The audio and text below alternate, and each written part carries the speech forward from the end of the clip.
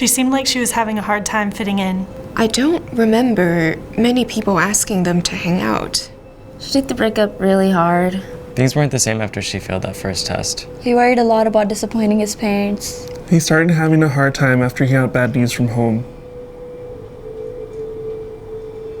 She started pulling away and wouldn't hang out anymore. Every time I came home from class, she looked like she'd been crying. I knew something was up when he gave away his grandpa's watch. He had always told me how much he loved it. I was worried about him because he hardly ate and was always sleeping. They even stopped doing the things they loved. She started drinking almost every day. He even tried to sell some of his stuff. I also noticed that she posted weird messages on social media, like, soon this will all be over. She said she just wished she could go to sleep and not wake up. They said they were tired of feeling lonely. She told me that she felt really hopeless about pulling her grade up. He said he wished he could disappear so he wouldn't be a burden to his family. He said that I didn't have to worry about him next semester.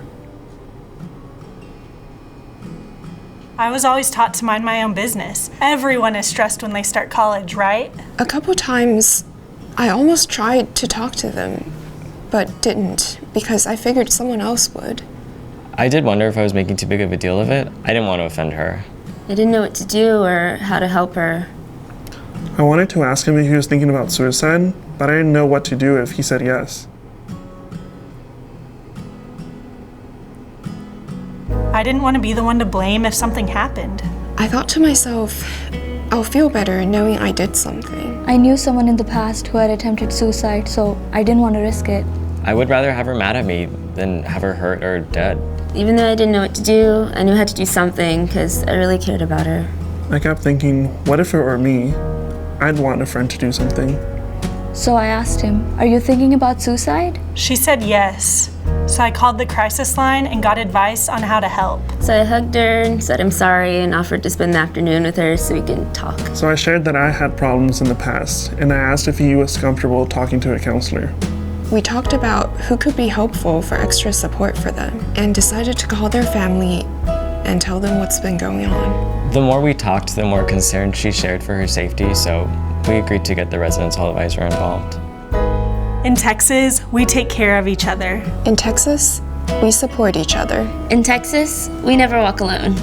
In Texas, we look out for each other. In Texas, we are family. To help a friend with thoughts of suicide, follow 3 important steps. Recognize when they're having thoughts of suicide and respond.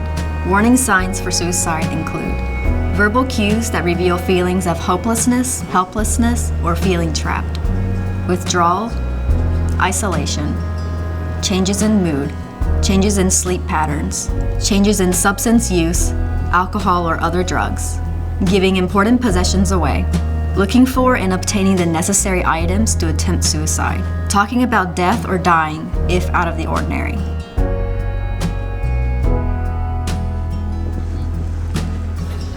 Take action and reach out directly or get others involved who can help. Ask directly about suicide. Express concern.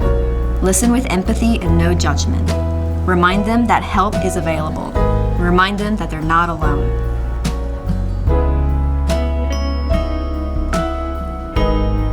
Make a referral to a supportive resource like a mental health professional or other campus or community resources. In Texas, We're